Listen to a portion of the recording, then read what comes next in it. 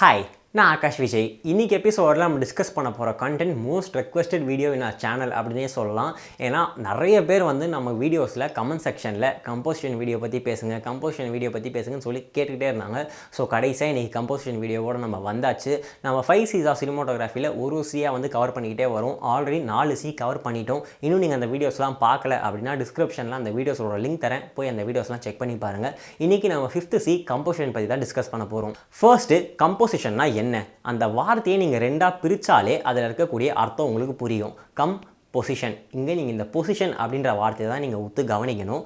நம்மளோட சப்ஜெக்டையும் சுற்றி இருக்க மற்ற ஆப்ஜெக்டையும் பின்னாடி இருக்க லேண்ட்ஸ்கேப்பையும் ஒரு ஃப்ரேமில் நம்ம எப்படி பொசிஷன் பண்ண போகிறோம் அப்படின்றது தான் வந்து பேசிக்கான கம்போசிஷன். இப்போ இந்த கம்போசிஷன் எதுக்கு யூஸ்ஃபுல்லாக இருக்கும் அப்படின்னு பார்த்தீங்கன்னா, ஃபர்ஸ்ட் திங் ஸ்டோரி டெல்லிங்க்கு இது யூஸ்ஃபுல்லாக இருக்க போகுது. ஸ்டோரி டெல்லிங்க்கு கம்போசிஷன் எந்த அளவுக்கு யூஸ்ஃபுல்லாக இருக்கும் அப்படின்றத நான் வீடியோ ஃபுல்லாக அதை தான் பேச போகிறேன். நம்ம அதை பார்ப்போம். அதுக்கு முன்னாடி உங்களோட ஆடியன்ஸ் உங்கள் ஃப்ரேமில் எதை முதல்ல பார்க்கணும், எதுக்கு அதிகமாக இம்பார்ட்டன்ஸ் கொடுக்கணும் அப்படின்னு நீங்கள் நினைக்கிறீங்களோ அதை ஆடியன்ஸ்க்கு கரெக்டாக காட்டணும் அப்படின்னா அதுக்கும் கம்போசிஷன் ரொம்ப முக்கியம். அதெல்லாம் தாண்டி நீங்கள் இப்போ தான் ஃபிலிம் மேக்கராக வரீங்க அப்படின்ற பட்சத்தில் உங்கள் படத்துக்கு ஒரு சினிமேட்டிக் லுக் கிடைக்கணும் அப்படின்னா நீங்கள் பேசிக்காக சில கம்போசிஷன் ரூல்ஸ்லாம் வந்து தெரிஞ்சு வச்சு தான் ஆகணும். இந்த ரூல்ஸ்லாம் ஃபாலோ பண்ணி தான் படம் எடுக்கணுமா அப்படின்னு கேட்டிங்கன்னா, ஃபாலோ பண்ணி தான் படம் எடுக்கணும் அப்படின்றது கிடையாது. நீங்கள் பிரேக் பண்ணி எடுக்கலாம். ஏன்னா சினிமான்றதே ஒரு ஆர்ட் தான், உங்கள் க்ரியேட்டிவிட்டியை பொறுத்த விஷயம். ஆனால் இந்த ரூல்ஸ்லாம் இருக்குது, இந்த விஷயம்லாம் பண்ணால் இப்படி ஒரு அவுட்புட் கிடைக்கும் அப்படின்னு தெரிஞ்சுட்டு அதுக்கப்புறமா அதை ஏன் பிரேக் பண்ணுறோம் அப்படின்னு ஒரு ரீசனோட பிரேக் பண்ணால் அது இன்னும் கொஞ்சம் மீனிங்ஃபுல்லாக இருக்கும். ஸோ அப்படி ஒரு ஃப்ரேமை கம்போஸ் பண்ணுறதுக்கு நிறைய ரூல்ஸ் இருக்குது. அதில் இன்றைக்கி வீடியோவில் நம்ம கவர் பண்ண போகிறது மேஜராக இருக்கக்கூடிய 5 ரூல். அந்த 5 ரூல் என்ன, அது ஒவ்வொன்றுத்தையும் எப்படி யூஸ் பண்ணணும், அதை எப்படி யூஸ் பண்ணால் என்ன மாதிரியான மீனிங் கிரியேட் ஆகும் அப்படின்றதெல்லாம் தான் இன்றைக்கி வீடியோவில் நம்ம டிஸ்கஸ் பண்ண போகிறோம். வீடியோ உங்களுக்கு யூஸ்ஃபுல்லாக இருக்கும் அப்படின்னு சொல்லலாம் நம்புகிறேன். வீடியோக்குள்ளே போகிறதுக்கு முன்னாடி மறக்காமல் டேக் ஓகே அப்படின்னு ஒரு சேனலை சப்ஸ்கிரைப் பண்ணி பக்கத்தில் இருக்க பெல் ஐக்கானை ப்ரெஸ் பண்ணிக்கோங்க. அப்போ தான் நாங்கள் ஃபிலிம் மேக்கிங் ரிலேட்டடாக போடுற எல்லா விஷயமும் உங்களை வந்து சேரும். ஃபர்ஸ்ட்டு நம்ம பார்க்க போகிற ரூல் ஆஃப் தேர்ட்ஸ். இது ஒன்றும் பெரிய கம்பசூஸ்திரம்லாம் கிடையாது. உங்கள் மொபைல் கேமராவில் நீங்கள் ஷோ கிரிட் லைன்ஸ் அப்படின்ற ஆப்ஷனை எனேபிள் பண்ணாலே ஒரு 4 லைன் வந்துடும். வெர்டிக்கலாக 2 லைன், ஹாரிசான்டலாக 2 லைன் வந்துடும். அதுதான் வந்து ரூல் ஆஃப் தேர்ட்ஸ். இப்போ இந்த ரூல் ஆஃப் தேர்ட்ஸ் வச்சு நம்ம எப்படி வந்து ஒரு ஃபோட்டோ எடுக்கிறதோ இல்லை ஒரு வீடியோ ஷூட் பண்ணுறது, அது எப்படி ஒரு மீனிங்கை கன்வே பண்ணும் அப்படின்றத பார்ப்போம். முதல்ல இதில் பார்த்தீங்கன்னா 4 இன்டர்செக்ஷன் பாயிண்ட்ஸ் இருக்கும். அதாவது வெர்டிக்கலாகவும் ஹாரிசான்டலாகவும் மீட் ஆகிற பாயிண்ட் பார்த்தீங்கன்னா மொத்தம் 4 இருக்கும். பேசிக்காக ஒரு ஆடியன்ஸாக நம்ம ஒரு ஃபோட்டோவையோ இல்லை ஒரு படத்தையோ பார்த்தா நம்மளோட அட்டென்ஷன் வந்து அந்த இன்டர்செக்ஷன் பாயிண்ட்ஸ்க்கு தான் போகும். இது வந்து சைக்கலாஜிக்கலான ஒரு விஷயம். இதை புரிஞ்சு தான் என்ன பண்ணுவாங்க அப்படின்னு பார்த்தீங்கன்னா, ஒரு ஃபோட்டோ எடுக்கும்போது முக்கியமான கேரக்டரோ இல்லை முக்கியமான சப்ஜெக்டோ அந்த கரெக்டாக அந்த ஃப்ரேமில் அந்த இடத்துல இருக்கிற மாதிரி அதை ப்ளேஸ் பண்ணுவாங்க. அப்படி நீங்கள் ப்ளேஸ் பண்ணும்போது ஆடியன்ஸோட அட்டென்ஷன் டேரெக்டாக அந்த சப்ஜெக்ட் மேலே போகிறதுக்கான பாசிபிலிட்டிஸ் நிறைய இருக்குது. ஸோ அதை ஃபஸ்ட்டு தெரிஞ்சுக்கோங்க. ஸோ இந்த இன்டர்செக்ஷன் பாயிண்ட்ஸில் ஒரு சப்ஜெக்டை ப்ளேஸ் பண்ணால் அது மேலே அட்டென்ஷன் போகும் அப்படின்றது முதல் விஷயம். இது வந்து நீங்கள் ஒரு கேரக்டரை எடுக்கும்போதோ இல்லை ஒரு சப்ஜெக்டை ஷூட் பண்ணும்போதோ இந்த மாதிரி நீங்கள் பண்ணலாம். நீங்கள் ஒரு லேண்ட்ஸ்கேப்பை கவர் பண்ண போகிறீங்க, ஒரு வைடாக ஒரு ஷாட் எடுக்க போகிறீங்க அப்படின்ற பட்சத்தில் 2/3 1/3 அப்படின்றதெல்லாம் உங்களுக்கு புரியணும். அது என்ன அப்படின்னா, மொத்தம் 2 ஹாரிசான்டல் லைன் இருக்குது, அதில் மொத்தம் 3 லேயர் இருக்குது பார்த்தீங்களா. அதில் 3ல் நம்ம எவ்வளோ கவர் பண்ணுறோம் அப்படின்றது தான் 1/3 2/3. நீங்கள் வந்து 3 ஏன் கவர் பண்ண போகிறீங்கன்னா 3/3, அதில் 2 கவர் பண்ண போகிறீங்கன்னா 2/3, 1 கவர் பண்ண போகிறீங்கன்னா 1/3. ஸோ இது வந்து பேசிக் மேத்தமெட்டிக்ஸ். இது நான் பேசினா உங்களுக்கு புரியும் அப்படின்னு சொல்ல நினைக்கிறேன். ஸோ இப்போ இந்த ஃபோட்டோ பாருங்கள். இந்த ஃபோட்டோவில் 2/3 வந்து சீயையும் சாண்டையும் தான் கவர் பண்ணியிருக்காங்க. அதாவது மேஜர் போர்ஷன்ஸ் வந்து சீயையும் அந்த கடல் அதை தான் காட்டணும் அப்படின்னு சொல்லி அவங்க நினச்சிருக்காங்க. இந்த ஹாரிசான்டல் லைன் வந்து கரெக்டாக அந்த லைனோட மேட்ச் ஆகுது பார்த்தீங்களா. அதுதான் வந்து நம்ம இங்கே வந்து கம்போசிஷன் அப்படின்றத சொல்கிறோம். இப்போது இந்த ஃபோட்டோவில் பாருங்கள். இதில் 2/3 வந்து ஸ்கை கவர் ஆகுது, வெறும் 1/3 தான் வந்து கடல் கவர் ஆகுது. இது வந்து ஒரு ஃபோட்டோ எடுக்கிறவரோட டிசிஷன். இப்போ இவங்க இப்படி டிசைட் பண்ணி கரெக்டாக இப்படி கம்போஸ் பண்ணி எடுத்தாங்கன்னா அந்த ஃபோட்டோ பார்க்கும்போது க்ளீனாக நீட்டாக அழகாகவும் இருக்கும். ஸோ இதை நீங்கள் ஃபாலோ பண்ணி எடுக்கும்போது ஒரு கரெக்டான பிக்சர் வந்து உங்களுக்கு கிடைக்கும். இப்போ நீங்கள் ஒரு ஃபோட்டோ பார்க்கும்போது இந்த ஃபோட்டோ வந்து கரெக்டாக ரூல் ஆஃப் தேர்ட்ஸில் எடுத்திருக்காங்களா அப்படின்னா யோசிச்சு எல்லாரும் ஒரு ஃபோட்டோ பார்க்க போகிறது கிடையாது. அது வந்து ஒரு சைக்கலாஜிக்கல் திங் தான். இந்த ஃபோட்டோவில் ஏதோ ஒன்று தப்பாக இருக்குது, ஏதோ ஒன்று கரெக்டாக இருக்குது அப்படின்னு நம்ம யோசிக்கிற ஒரு விஷயம் தான். ஸோ நீங்கள் இதெல்லாம் ஃபாலோ பண்ணி எடுக்கும்போது உங்கள் ஃபோட்டோவில் வந்து எந்தவித தப்பும் இல்லாமல் இது ஒரு கரெக்டான ஃபோட்டோ அப்படின்னு ஆடியன்ஸ் மைண்டில் வந்து ரெஜிஸ்டர் ஆகும். இது வந்து வெறும் ஃபோட்டோக்கு கிடையாது, படத்தில் நீங்கள் ஷூட் பண்ணும்போதும் இதே மாதிரி தான் ரூல் ஆஃப் தேர்ட்ஸ் வந்து யூஸ் பண்ணுவாங்க. இப்போது இன்டர்செக்ஷன் பாயிண்ட்ஸில் நம்ம சப்ஜெக்டை வச்சா சப்ஜெக்ட் மேலே அட்டென்ஷன் போகும் அப்படின்றத நம்ம சொன்னோம். இது வந்து ஒரு படம் எடுக்கும்போது ஓகே. ஆனால் இப்போ நம்ம ஒரு யூடியூப் வீடியோ, இப்போ எங்கள் வீடியோவை பார்த்துட்டு இருக்கீங்க. நம்ம வீடியோவில் பார்த்தீங்கன்னா நான் வந்து ரொம்ப சென்டரில் நின்றுட்டுருக்கேன். நான் வந்து டேரெக்டாக உங்ககிட்ட பேசிக்கிட்டு இருக்கேன். நீ வேண்டாம் அப்படி நிற்கிற, நீ வந்துட்டு கரெக்டாக அந்த இன்டர்செக்ஷன் பாயிண்ட் பாயிண்டில் போய் நின்னா வந்து உன் மேலே அட்டென்ஷன் போகுமே, நீ மட்டும் ஏன் நடுவில் நிற்கிற அப்படின்னு நான் கேட்டிங்கன்னா, நான் இங்கே படம் எடுக்கல, நான் வந்து டேரெக்டாக உங்ககிட்ட பேசுகிறேன். ஒரு படம் அப்படின்றது அது வேற ஒரு வேர்ல்டு. ஆனால் இங்கே நான் அந்த ஃபோர்த் வாலை பிரேக் பண்ணி டேரெக்டாக உங்ககிட்ட பேசிக்கிட்டு இருக்கேன். ஸோ அந்த டைமில் ஃப்ரேமுக்கு நடுவில் எடுத்துகிட்டு வந்து நிற்கும்போது இப்போ உங்களோட அட்டென்ஷன் ஃபுல்லாக என் மேலே தான் வரணும், என்கிட்ட தான் பேசுகிறீங்க. ஸோ நீங்கள் என்ன மட்டும் தான் பார்க்க போகிறீங்க, நம்ம 2 பேரும் கம்யூனிகேஷன் இருக்க போகுது, சைடில் வேறு எந்த விஷயமும் கிடையாது. ஸோ நான் அந்த ஃபோர்த் வாலை பிரேக் பண்ணி பேசுகிறதால நான் வந்து நடுவில் நிற்கிறேன். இதே மாதிரி படத்துலையும் ஃபோர்த் வாலை பிரேக் பண்ணி பேசுகிற சீன்ஸ்லாம் பார்த்தீங்கன்னா, சில படத்தில் வந்து ஃபோர்த் வால் பிரேக் பண்ணி பேசுகிற மாதிரிலாம் இருக்கும். அவங்களாம் பார்த்தீங்கன்னா இதே மாதிரியான ஒரு ஷாட் தான் வந்து கம்போஸ் பண்ணுவாங்க. அதையும் தாண்டி நடுவில் ஒரு கேரக்டரை நீங்கள் ப்ளேஸ் பண்ணும்போது அந்த கேரக்டருக்கு ஒரு பவர் வந்து ஆட்டோமேட்டிக்காக போகும். படத்துலலாம் பார்த்தீங்கன்னா சென்ட்ரலில் வந்து ஒரு கேரக்டர் காட்டுறாங்க அப்படின்னா அந்த கேரக்டர் வந்து பவர்ஃபுல்லாக இருக்கிற மாதிரியான ஃபீல்லாம் வந்து ஆட்டோமேட்டிக்காக க்ரியேட் ஆகும். ஸோ இதெல்லாம் தான் வந்து நம்ம ரூல் ஆஃப் தேர்ட்ஸ் வச்சு நம்ம தெரிஞ்சுக்க வேண்டிய விஷயம். ரூல் ஆஃப் தேர்ட்ஸ் அப்படின்னு சொன்னோன்னே இன்னொன்று ஞாபகம் வருது, ஹெட் ரூம் அப்படின்னு ஒரு விஷயம் இருக்குது. அது என்ன ஹெட் ரூம் அப்படின்னு பார்த்தீங்கன்னா, ஒரு ஃபோட்டோ எடுத்தாலும் சரி, ஒரு வீடியோ எடுத்தாலும் சரி, ஒரு க்ளோஸ்அப் ஷாட் எடுத்தாலும் சரி, நம்ம தலைக்கு மேலே எவ்வளோ ஸ்பேஸ் நம்ம விடுறோம், இல்லை ஸ்பேஸே விடாமல் தலை கட்டாக வர மாதிரி எடுக்கிறோமா அப்படின்றது தான் ஹெட் ரூம். இந்த ஹெட் ரூம் அப்படின்றது ரொம்ப பேசிக்கான ஒரு விஷயம் தான். உங்கள் தலைக்கு மேலே எவ்வளோ கேப் இருக்குது அப்படின்றது தான்.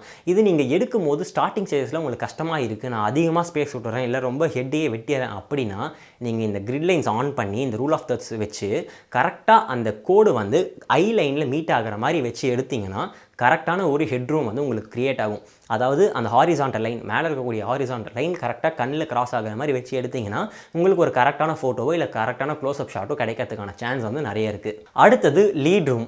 இது என்ன அப்படின்னு பார்த்தீங்கன்னா, ஒரு ஃபோட்டோ நீங்கள் பார்க்கும்போது அதில் அந்த சப்ஜெக்ட் எந்த சைடு பார்க்குதோ அந்த சைடு நீங்கள் கொஞ்சம் அதிகமாக வந்து பார்ப்பீங்க. ஸோ அங்கே கொஞ்சம் அதிகமாக ஸ்பேஸ் விடணும். அந்த கேரக்டர் பார்க்காத சைடுக்கு கம்மியாக ஸ்பேஸ் விடணும். இதை நம்ம பாசிட்டிவ் ஸ்பேசிங், நெகட்டிவ் ஸ்பேசிங் அப்படின்னு சொல்லுவோம். இப்போ இந்த வீடியோ எடுத்துக்கோங்க, இதில் நான் வந்து லெஃப்ட்டை பார்த்து பேசுகிறேன்.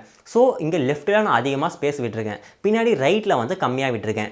இப்போ இதே நான் வந்து ஆப்போசிட்டாக நான் லெஃப்ட்டில் பார்த்து பேசுகிறேன், ஆனால் என்னோடய ஃபேஸ் வந்து லெஃப்ட்டில் இருக்குது அப்படின்ற பட்சத்தில் உங்களுக்கு அது பார்க்கும்போது இது ஏதோ தப்பாக இருக்கே அப்படின்ற மாதிரி ஒன்று ஃபீல் கிரியேட் பண்ணுறது பார்த்தீங்களா?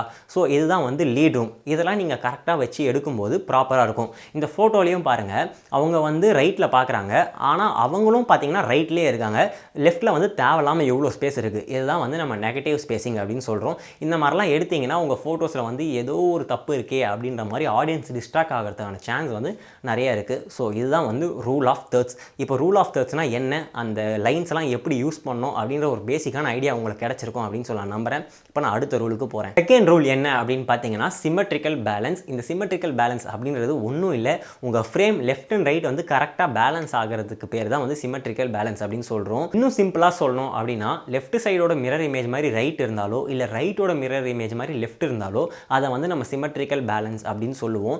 இது வந்து மோஸ்ட்லி ஃபோட்டோகிராஃபில் நிறைய யூஸ் பண்ணுவாங்க. ஒரு ஆர்கிடெக்சர் ஃபோட்டோ எடுக்கும்போதோ இல்லை வந்து ஒரு லேண்ட்ஸ்கேப்பை கவர் பண்ணும்போதோ இந்த மாதிரிலாம் ஃபோட்டோ எடுக்க நிறைய சான்ஸ் இருக்குது. படத்தில் கூட இப்போ 2 கேரக்டர் வந்து ஈக்குவலாக இருக்காங்க, இப்போ அவங்க 2 பேரும் ஒரே மைண்ட் ஸ்டேட்டில் இருக்காங்க அப்படின்ற மாதிரியான விஷயத்தெல்லாம் ரெப்ரசென்ட் பண்ணுறதுக்கு வந்து 2 பேரோட ஃப்ரேமும் பார்த்திங்கன்னா ஒரே மாதிரி ஈக்குவலாக 2 பேரும் அழகாக ப்ளேஸ் பண்ணி அந்த ஃப்ரேமே வந்து கரெக்டாக ஈக்குவலி பேலன்ஸ்டாக வந்து வச்சுருப்பாங்க. ஸோ இந்த மாதிரிலாம் கூட உங்கள் ஷார்ட்ஸை வச்சே வந்து நீங்கள் ஒரு அழகான மெசேஜை வந்து ஆடியன்ஸ்க்கு ஈஸியாக வந்து கன்வே பண்ண முடியும். இதெல்லாம் ஆடியன்ஸுக்கு வந்து எப்படிடா புரியும், டேரெக்டாக அவங்க பார்த்தோன்னே இவ்வளோ யோசிப்பாங்களா அப்படின்னு நீங்கள் எனக்கு கேட்டிங்கன்னா, அவங்களுக்கு வந்து டேரெக்டாக அவங்க மைண்டில் வந்து இந்த ஷார்ட்டை பார்த்தோன்னே இந்த ஃபீல் ஆகுதோ இல்லையோ, பட் சப்கான்ஷியஸாக வந்துட்டு அவங்களுக்கு ஆட்டோமேட்டிக்காக இந்த கேரக்டரை பற்றின ஒரு தாட் வந்து அவங்க மைண்டுக்குள்ளே போயிடும். அதை நீங்கள் மைண்டில் வச்சுக்கோங்க. நிறைய நம்ம ஏன் இப்படி எடுத்தால் இவங்க ஆடியன்ஸ் மாதிரி நினைப்பாங்க, நம்ம பார்க்கும்போது இப்படிலாம் நினைக்கிறதே இல்லையே அப்படின்லாம் யோசிக்காதீங்க. நீங்கள் யோசிக்கிறத தாண்டி சைக்கலாஜிக்கல்னு ஒரு விஷயம் இருக்குது. அதாவது சப்கான்ஷியஸாக நம்மளுக்கு ஒரு திங்கிங் போகும். இந்த ஷார்ட்லாம் பார்க்கும்போது அப்படி சப்கான்ஷியஸாக உங்கள் மைண்டில் அந்த மாதிரியான ஒரு விஷயம்லாம் கிரியேட் ஆகும் அப்படின்றத தெரிஞ்சுக்கோங்க. ஓகே, சிமெட்ரிக்கல் பேலன்ஸ்க்கு இந்த எக்ஸ்ப்ளனேஷன் போதும் அப்படின்னு சொல்ல நினைக்கிறேன். இப்போ நான் தேர்ட் ரூலுக்கு மூவ் ஆகிறேன். அடுத்தது என்ன அப்படின்னு பார்த்தீங்கன்னா, லீடிங் லைன்ஸ். இந்த லீடிங் லைன்ஸ் எதுக்கு யூஸ்ஃபுல்லாக இருக்கும் அப்படின்னு பார்த்தீங்கன்னா, உங்கள் சப்ஜெக்டை தான் ஆடியன்ஸ் பார்க்கணும். இப்போ நீங்கள் பின்னாடி வந்து பயங்கரமான ஒரு லேண்ட்ஸ்கேப்லாம் காட்டுறீங்க, ஒரு பயங்கரமான இடத்துல உங்கள் கேரக்டர் நிற்குது அப்படின்ற பட்சத்தையும் ஆடியன்ஸோட கண்ணு அந்த கேரக்டர் மேலே போகணும் அப்படின்னு முடிவு பண்ணிட்டீங்கன்னா இந்த லீடிங் லைன்ஸ் உங்களுக்கு பயங்கரமாக ஹெல்ப்ஃபுல்லாக இருக்கும். இப்போ இந்த ஃபோட்டோகிராஃப்லாம் பாருங்கள், இதில் பின்னாடி இருக்கக்கூடிய விஷயம் பார்த்தீங்கன்னா மேஜராக இருந்தாலுமே இந்த கேரக்டர் மேலே உங்கள் கண்ணு போகிறதுக்கான ரீசன் என்னென்னா, அங்கே இருக்கக்கூடிய லைன்ஸ்லாம் வந்து டேரெக்டாக அந்த கேரக்டரை வந்து காட்டுற மாதிரியான ஒரு விஷயமா இருக்கும். அந்த லைன்ஸ் எல்லாமே எங்கே போகுது அப்படின்னு பார்த்தீங்கன்னா அந்த கேரக்டரை நோக்கி போகும். இது வந்து ஆட்டோமேட்டிக்காக உங்கள் கண்ணை வந்து அந்த கேரக்டர் மேலே கொண்டு போயிடும். இப்போ இந்த சிலந்தி வலை ஃபோட்டோ பாருங்கள். இந்த ஃபோட்டோ நீங்கள் பார்த்த உடனே எங்கே பார்த்தீங்க, அந்த சுற்றி இருக்க வலையெல்லாம் பார்த்தீங்களா, டக்குன்னு உங்கள் கண்ணு வந்து அந்த நடுவில் இருக்க அந்த மிட் பாயிண்ட், அந்த எங்கே போய் அந்த லைன்லாம் சேருதோ அதை பார்த்தீங்களே. அதுதான் இதுவும் ஒரு சைக்கலாஜிக்கலான விஷயம். அந்த லைன்ஸ்லாம் எங்கே லீட் பண்ணி கொண்டு போய் நிற்கிதோ அங்கே நம்மளோட ஃபோக்கஸ் போகும். ஸோ அது வந்து ஒரு ஃபோக்கல் பாயிண்ட்டாக மாறும். நீங்கள் அங்கே சப்ஜெக்டை வைக்கும்போது ஆடியன்ஸ் வந்து அந்த சப்ஜெக்ட் மேலே ஒரு இன்ட்ரெஸ்ட் க்ரியேட் ஆகும். ஸோ இதுதான் விஷயம். ஸோ இப்படி தான் வந்து லீடிங் லைன்ஸ்லாம் வந்து யூஸ் பண்ணுவாங்க. 4th point depth of field. இது என்ன அப்படின்னு பார்த்தீங்கன்னா, உங்களோட ஃப்ரேமில் நீங்கள் எதுக்கு ஃபோக்கஸ் அதிகமாக கொடுக்க போகிறீங்க, எதை அவுட் ஆஃப் ஃபோக்கஸில் காட்ட போகிறீங்க அப்படின்றது தான் வந்து டெப்த் ஆஃப் ஃபீல்ட். இதில் பார்த்தீங்கன்னா பேசிக்காக 2 டைப்ஸ் இருக்குது. Shallow depth of field, deep depth of field. இந்த ஷாலோ டெப்த் ஆஃப் ஃபீல்ட் அப்படின்னா, உங்களோட ஃப்ரேமில் நீங்கள் ஒரு சின்ன விஷயத்துக்கு ஃபோக்கஸை அதிகமாக வச்சுட்டு பின்னாடி இருக்கக்கூடிய மற்ற விஷயத்துக்கு எல்லாமே அவுட் ஆஃப் ஃபோக்கஸில் பிளர்ராக காட்ட போகிறீங்க அப்படின்னா அதை வந்து நம்ம ஷாலோ டெப்த் ஆஃப் ஃபீல்ட் அப்படின்னு சொல்லுவோம். இப்போ இந்த இமேஜில் பாருங்கள், அவங்க கைக்கு தான் ஃபுல் ஃபோக்கஸ் இருக்குது. அவங்களோட பாத் டப்புக்கோ இல்லை அவங்களுக்கோ வந்து சுத்தமாக வந்து ஃபோக்கஸ் இல்லை, எல்லாமே வந்து அவுட் ஆஃப் ஃபோக்கஸில் இருக்குது. அப்போது உங்களோட அட்டென்ஷன் ஃபுல்லாக அவங்க கையில் ஏதோ ஒரு முக்கியமான விஷயம் இருக்குது போல் அப்படின்னு சொல்லி அவங்க கையே நீங்கள் நோட்டீஸ் பண்ணுறீங்கள. ஸோ அந்த மாதிரி ஒரு விஷயத்தை நீங்கள் க்ரியேட் பண்ணணும் அப்படின்னு நினச்சிங்கன்னா இந்த ஷாலோ டெப்த் ஆஃப் ஃபீல்டு உங்களுக்கு ரொம்ப யூஸ்ஃபுல்லாக இருக்கும். உங்கள் படத்தில் இது ரொம்ப முக்கியமான ஒரு விஷயம், இந்த ஆப்ஜெக்ட் ரொம்ப முக்கியம், இல்லை இந்த இடத்துல இவங்களுக்கு மொத்த அட்டென்ஷனும் கிடைக்கணும் அப்படின்ற பட்சத்துலலாம் வந்து நீங்கள் இந்த shallow depth of field use பண்ணிக்கலாம். ஒரு க்ளோஸ் அப் ஷாட்டில் கூட இப்போ ஒரு கேரக்டரை வந்து நீங்கள் நல்லா ஃபோக்கஸில் காமிச்சிட்டு பின்னாடி இருக்கக்கூடிய மற்ற கேரக்டராக நீங்கள் அவுட் ஆஃப் ஃபோக்கஸில் காட்டும்போது அந்த கேரக்டருக்கு வந்து அந்த சீனில் வந்து இம்பார்ட்டன்ஸ் வந்து அதிகமாக கிடைக்கிறதுக்கான சான்ஸும் நிறைய இருக்குது. ஸோ இந்த ஷாலோ டெப்த் ஆஃப் ஃபீல்டு வச்சு பார்த்தீங்கன்னா உங்கள் ஆடியன்ஸ்க்கு நீங்கள் ஈஸியாக வந்து நிறைய மெசேஜ் வந்து கன்வே பண்ணலாம். இன்னொரு டைப் என்ன அப்படின்னு பார்த்தீங்கன்னா டீப் டெப்த் ஆஃப் ஃபீல்டு. இதில் வந்துட்டு ஒரு லேண்ட்ஸ்கேப்போ இல்லை ஒரு ஓப்பன் ஏரியாவையோ காட்டும் போது இந்த deep depth of field use பண்ணுவாங்க. இது எதுக்கு யூஸ் பண்ணுறாங்க அப்படின்னு பார்த்தீங்கன்னா, எல்லா விஷயமே வந்து ஃபோக்கஸில் இருக்கணும், எல்லாமே வந்து ஷார்ப்பாக இருக்கணும் அப்படின்ற பட்சத்தில் இதை யூஸ் பண்ணுவாங்க. அதாவது ஒரு கேரக்டர் நிற்குது, அவங்களுக்கு பின்னாடி வந்து ஒரு பேக்ரவுண்டில் ஏதோ ஒரு வேலை நடக்குது, அது எல்லாமே தெரியணும், ஒருத்தர் மேலே மட்டும் ஃபோக்கஸ் இருக்கக்கூடாது அப்படின்னு நினச்சாங்கன்னா இந்த டீப் டெப்த் ஆஃப் ஃபீல்டு வந்து யூஸ் பண்ணுவாங்க. இதில் நீங்கள் ரேக் ஃபோக்கஸ் அப்படின்ற ஒரு விஷயத்தையும் தெரிஞ்சுக்கணும். இது என்ன அப்படின்னா, மெயினாக வந்து இது ஷாலோ டெப்த் ஆஃப் ஃபீல்டில் இதை யூஸ் பண்ணும்போது இது வந்து இதோட அவுட்புட் வந்து பெட்டராக இருக்கும் அப்படின்னு சொல்லலாம்.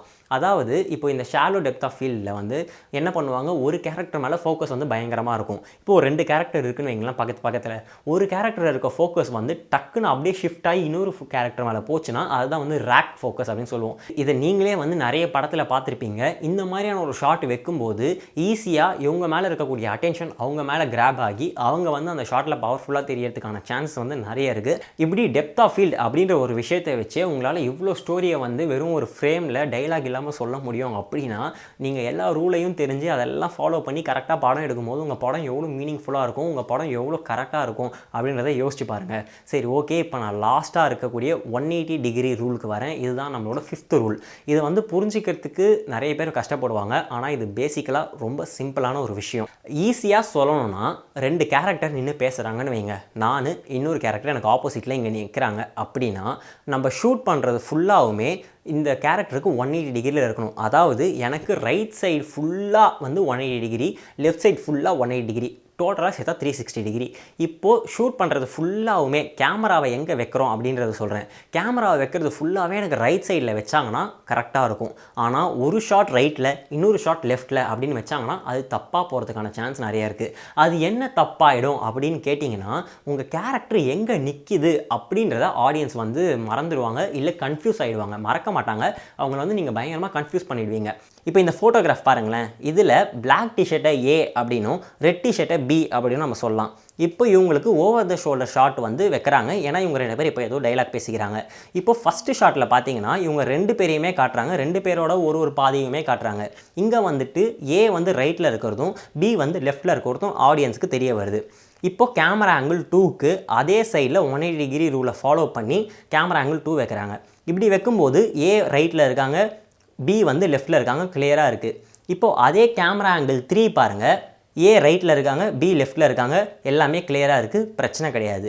ஆனால் நீங்கள் 2க்கு அப்புறமா டேரெக்டாக 4 போனீங்கன்னா, அதாவது 180 டிகிரி ரூலை ஃபாலோ பண்ணாமல் அதை பிரேக் பண்ணி நீங்கள் அந்த சைடில் எடுத்து போய் கேமராவை ப்ளேஸ் பண்ணிங்கன்னா ஏ வந்துட்டு லெஃப்ட்டுக்கும் பி வந்து ரைட்டுக்கும் மாறிடுறாங்க. அப்போது ஆடியன்ஸுக்கு எந்த கேரக்டர் எங்கே நிற்குது அப்படின்ற கன்ஃபியூஷன் வந்து ஏற்படும். இதை நீங்கள் அவாய்ட் பண்ணணும் அப்படின்னு நினச்சிங்கன்னா நீங்கள் பேசிக்காக 180 டிகிரி ரூலை ஃபாலோ பண்ணணும். இவ்வளோ தான் விஷயம். இந்த 180 டிகிரி ரூலை பற்றி இன்னும் சொல்கிறதுக்கு நிறைய விஷயம் இருக்குது. இதை பற்றி நீங்கள் இன்னும் தெரிஞ்சுக்க இன்ட்ரெஸ்ட்டாக இருந்தீங்கன்னா கமெண்ட் செக்ஷனில் சொல்லுங்கள், நாங்கள் தனியாக அதுக்கு ஒரு வீடியோ பண்ணுறோம். ஸோ இதெல்லாம் தான் நான் இன்றைக்கி வீடியோவில் சொல்ல நினச்சேன் 5 ரூல்.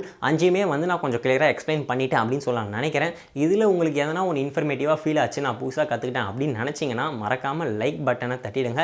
அதுதான் நீங்கள் எங்களுக்கு கொடுக்குற ஒரு சின்ன சப்போர்ட்டாக இருக்கும். அப்படியே வேறு என்னென்ன கண்டென்ட்லாம் வீடியோ போடணும் அப்படின்னு நினைக்கிறீங்களோ அந்த கண்டென்ட் எல்லாமே கீழே வந்து கமெண்ட்டில் சொல்லுங்கள் டாப்பிக்கை. அதெல்லாம் நாங்கள் கண்டிப்பாக எடுத்து டிஸ்கஸ் பண்ணுவோம். அப்படியே மறக்காமல் டேக் ஓகே அப்படின்னு சேனலை சப்ஸ்கிரைப் பண்ணி பக்கத்தில் இருக்க பெல் ஐக்கானையும் ப்ரெஸ் பண்ணிக்கோங்க.